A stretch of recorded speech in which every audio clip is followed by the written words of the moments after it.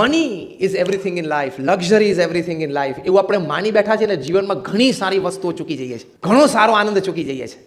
Money, પૈસાને આપણે ખૂબ બધી સત્તા આપી દીધી અને એટલી લાયકાત જ નથી. Money ડિસાઇડ્સ everything in life. Money ડિસાઇડ્સ relationships. આપણા સંબંધો પણ કોણ નક્કી કરે છે? ખરેખર છાતી પર હાથ મૂકીને પૂછી જુઓ, આપણા સંબંધો અન્ય વ્યક્તિ સાથે કોણ નક્કી કરે છે? પૈસો નક્કી કરે છે. યસ ઓર નો? જીવનના બધા જ અગત્યના નિર્ણયો પૈસો લે છે, તમે નથી લેતા.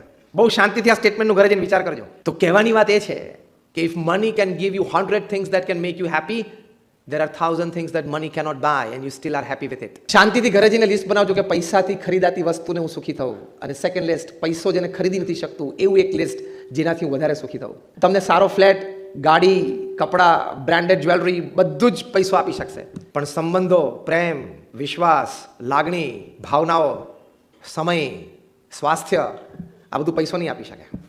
ऐसे ही वीडियो देखने के लिए BAPS YouTube चैनल को लाइक, शेयर एंड सब्सक्राइब करना ना भूले. जय स्वामीनारायण.